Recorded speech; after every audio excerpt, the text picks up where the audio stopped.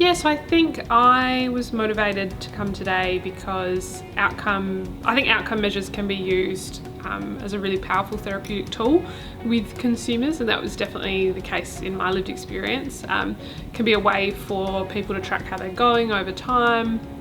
and a way to educate and empower consumers as well about their care, their treatment and their recovery generally. And it was a really great day to have the lived experience workforce here and sort of discuss the complexity and the issues when it comes to outcome measurements and the Basis 32, and come up with some innovative ways for engaging clinicians, engaging consumers and carers, and finding the therapeutic value in outcome measures. Today we did our first workshop for Basis 32, where we co-designed a workshop for the lived experience workforce, and it was the very first one. There was lots of positives and lots of things to take away. It was really interesting hearing their own experience of using the Basis 32, and as a clinician I've never actually stopped to ask them what their experience was. So that was very educational for me on a personal level and also professional level. Like, my psychologist has given me the DASS assessment, depression, anxiety, stress scale, and I found that to be somewhat helpful, but something I really liked about the Basis 32 is that it includes these functional aspects rather than just mood. The DASS is very focused on I was feeling stressed, I was feeling tired, I was unmotivated,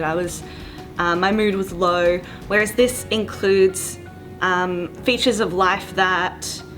people may not necessarily think of instantly as a symptom or a sign that their mental health is declining, but it very much is and can be. So the kind of practicalities of life, of maintaining work and self-care and food and household maintenance and that kind of thing, for me those are the things that I do struggle with the most when my mental health is starting to go downhill. And I think it's a really good way for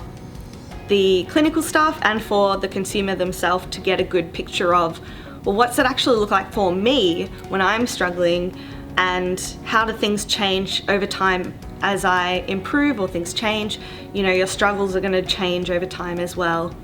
So the thing about the outcome measurement tool that I was thinking about today is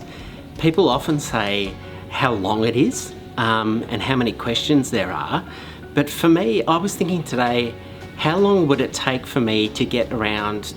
to asking all of those questions, to getting data on all of those questions, to getting the consumer's input on all of those vastly different topics without the tool? It would take a long time, and I understand people worry about they're busy, but the thing that struck me today was actually doing them question by question. You're getting a lot of information about the person, about all parts of their life. I feel it's, like with everything that's happened, like work has been tough, and it's being really patient with the consumer. I think, like there's a lot to do, but sitting down for 5 or 10 minutes and really kind of seeing it as a rapport building exercise, not only as just a document that needs to get filled in for the sake of being filled in, can be really beneficial for the consumer and also the clinician, because I think there was a study a while ago that said like a good connection between the consumer and the clinician or the case manager